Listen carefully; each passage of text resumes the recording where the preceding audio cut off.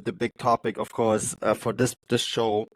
And this is kind of spiraled out of control, hasn't it? I wrote my newsletter about that this week. The whole situation with Thomas Tuchel. I guess Bayern Munich have literally run out of options, Stefan, and increasingly it looks like Thomas Tuchel could be the man to stay at the club, which is incredibly interesting considering where we are at this stage. I had a feeling we would end up here when Max Ebel kept saying the same thing over and over again, right? He said it after the Stuttgart game, is the fact that it wasn't his decision, that Thomas Tuchel was going to leave the club at the end of the season because this decision was made before his time. He said it again, first to Sky and then to us in the mixed zone after the Bayern Munich win against Wolfsburg. And I guess in some ways, here we are now, right? That Max Eber maybe is getting his wish, which I guess makes sense. He is the sporting director of sport. He is the person that gets to make the decision on the head coach, at least in theory.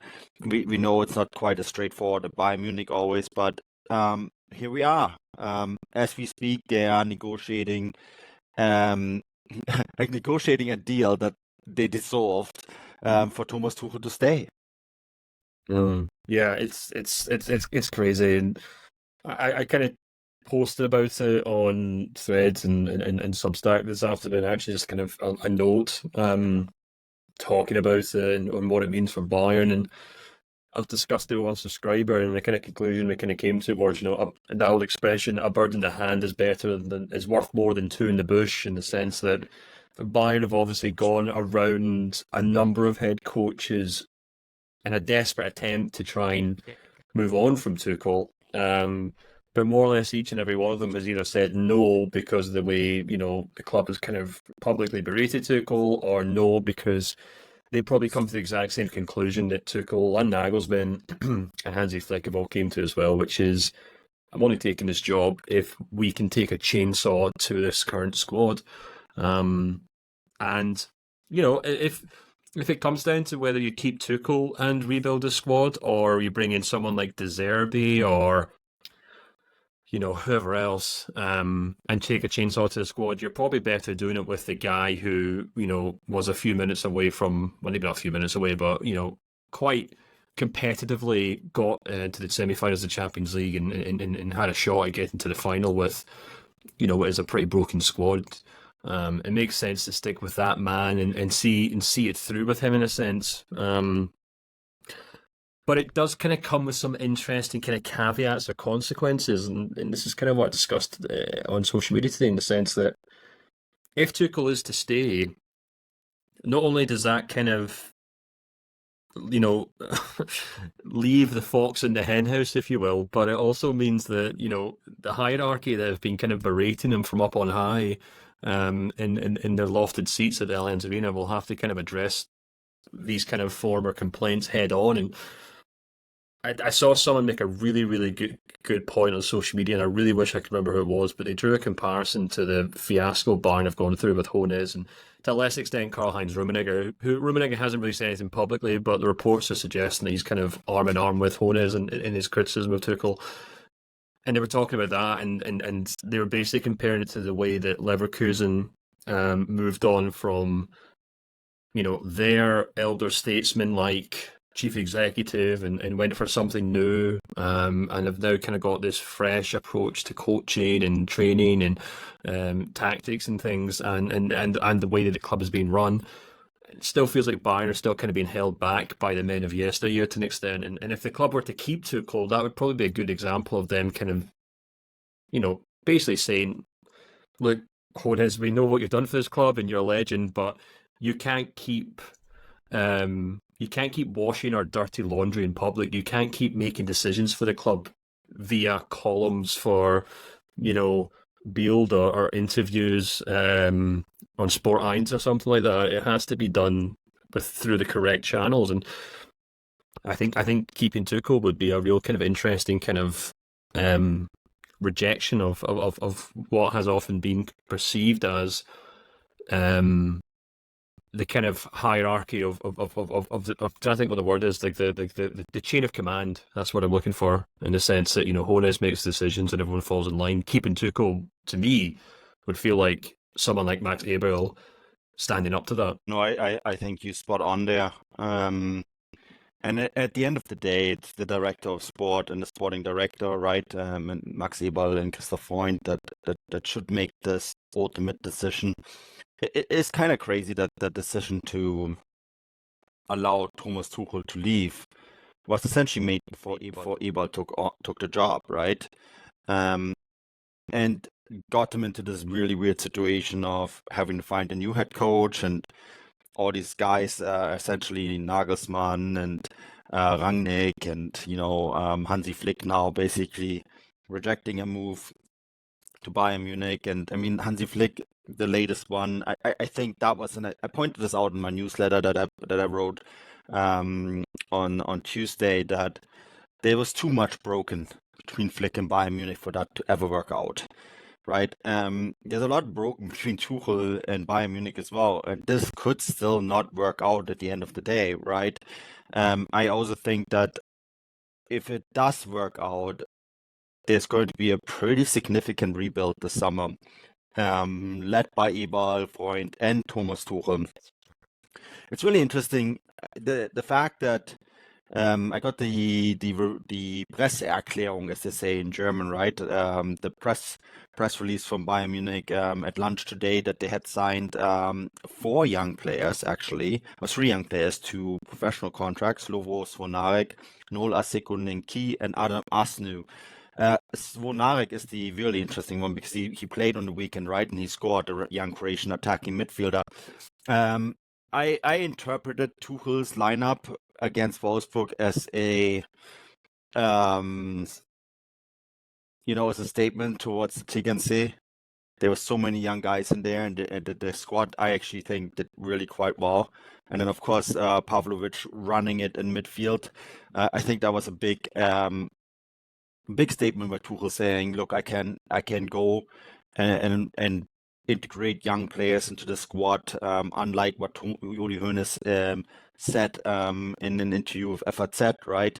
And I think this is where this is all getting really fascinating, because if he does stay, the solution to a club's problems, there's always 2 solutions, right? Number 1, you fire the coach. Number 2, you replace the entire squad. If Tuchel stays, that's a big rebuild coming, and I understand that Ebel and Freund want to bring in 6 to 7 new players this summer. That also means that 6 or 7 guys are gonna leave, and I think that's maybe where this is going to get fascinating, because if Tuchel stays, I don't expect them to pay 100 million euro for a single player. I don't think there's going to be a big number 6 coming in, because I think they're gonna try and essentially work with Pavlovic, right? But Stanisic, Upamecano, Goretzka, those are names that we need to keep an eye on now, because if Tuchel is this guy staying, I think a lot of players are going to leave, including, and this is interesting, Kim talked to us, Min-Jae Kim talked to us after the game, Wolfsburg game, and he said that this was a really difficult year for him, and some things were good, some things were bad. Tuchel pointed out in the post-match that he thought Kim's problem was that he played a ton for them and then played the Asia Cup, right? And at the end of the season, it was just too much. But Kim also is maybe one that I think Tuchel is a big fan of, but the expectations will be that he's going to be kind of in the spotlight a little bit, right? So I guess that's where we are now, Stefan. If Tuchel is staying, I suspect a lot of players in the squad are going to be going. Yeah, I think so too. It's perhaps, I was just thinking there, it's not been the best week for Leon Goretzka.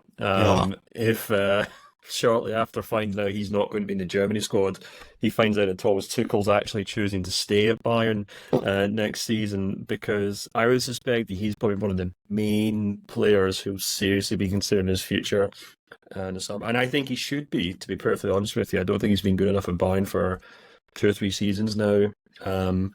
He still has picked up game time for Tuchel, but I think what's perhaps most intriguing is that he kind of really lacks a role in that team. Yes, you could argue that Joshua Kimmich can play right back, and that's a whole other discussion about whether he'd be able to stay at the club if it meant he had to continue playing at right back. He's done well enough at it, I must admit. And Tuchel obviously rates him there, or else he wouldn't play him there. But he'd be the main one. Goretzka, that'd be. I think the other one's probably Upamecano. It's it's hard to really be too critical of him because he is still a young player, especially when it comes to central defenders. But at the end of the day, the proof's in the pudding. And if he wasn't so unreliable, he'd be getting game time. Fans wouldn't be nervous when he's on the pitch, and he wouldn't really be sitting on the bench for what has been more or less the entirety of the second half of the season. I know he has kind of came in and out, but every time he's been slotted in place of De Ligt or Dyer, that Bayern defence has really struggled. I know Bayern will be really loath to sell a player they spent a fair amount of money on not so long ago, but surely the player at this point would probably think, well, the head coach has made it clear that I'm fourth choice central defender, I guess, in this team. You'd imagine that Tuchel would want to sign another central defender if he was to stay, because for all Eric Dyer's heroics, I doubt he's going to be expected to start every game next season. Obviously, you'd imagine Kim will probably be kind of somehow implemented into that team alongside De Ligt. But both of them obviously cost more than Upamecano and seem to be far more relied upon as well. So Upamecano and Goretzka are probably my main ones. And then, of course, there's the discussion as to whether Kimmich is happy playing at right back. If not, then he may also choose to move on as well. But these are decisions that probably have to be made. And this is what we kind of said at the top of the show, in the sense that Bayern have maybe canvassed a number of opinions from top head coaches, and they've all got back to them and said the exact same thing that Tuchel's been complaining about all season. It's unfortunately sometimes you just have to kind of accept that teams come to the end of their kind of life cycle. Players have to move on. And it feels like a lot of work's going to have to be done at Bayern. But of course, not just in terms of players leaving, there might be players who choose not to come back. Which is another story as well this week. Yeah, Josef Stanisic, right?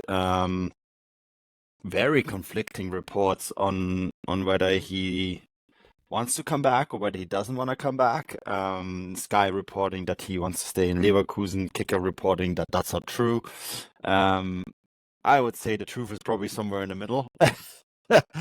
That Josef Stanisic is probably quite happy in Leverkusen, but that he's quite aware that that's not his decision to make, right? Because he's under contract at Bayern Munich. And I think reading between the lines, that's maybe a personal opinion that he wants to stay in Leverkusen, but also an agent being fully aware that at the end of the day, his client has signed a piece of paper that stipulates that he has to return to Bayern Munich, right? And if those two clubs do not find an agreement, there has to be a peace made between Stanisic and Tuchel, and Stanisic having to play at Bayern Munich, because like at the end of the day, will Bayern Munich sell a player to their biggest title challengers next year?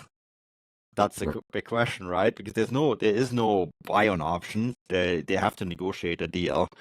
So will Bayern Munich will probably happily take money for Stanisic, because it means that there's another piece that they can, money that they can use to rebuild other parts of the squad. But I think it is an interesting question here, because obviously Stanisic did really well under Xabi Alonso, but also if Stanisic comes back, where is he going to play? Because Joshua Kimmich is likely to be that right back, right? And then they signed Boy as well, additionally, and then there's Masraoui still in the squad.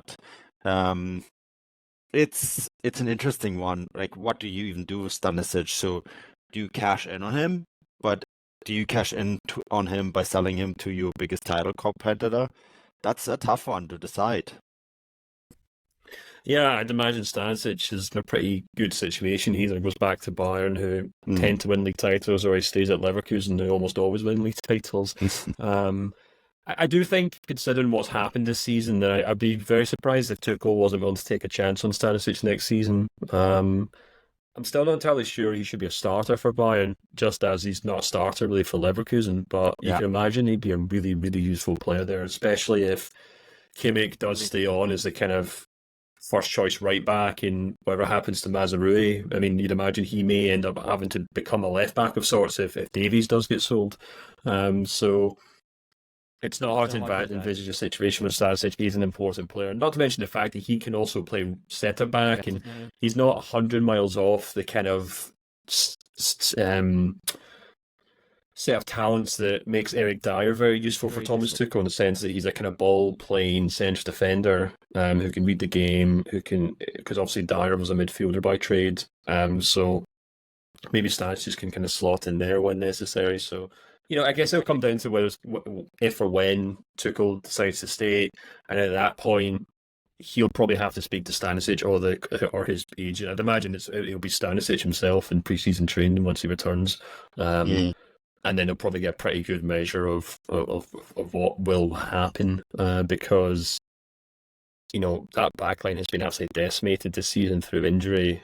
Not just through injury, but also poor form. And there has been a number of times where we've been watching Bayern and someone said they could really use someone like Stanisic right now. Yes. So yeah, it makes perfect sense that they'd maybe want to bring him back. But as you said, it depends on whether he wants to or not. Yeah, no, that's going to be really interesting one to follow. I think my final thoughts on the whole Tuchel thing before we move on to another lone player is that the majority of the squad, the key players at the squad, including Thomas Müller, wants to keep Thomas Tuchel.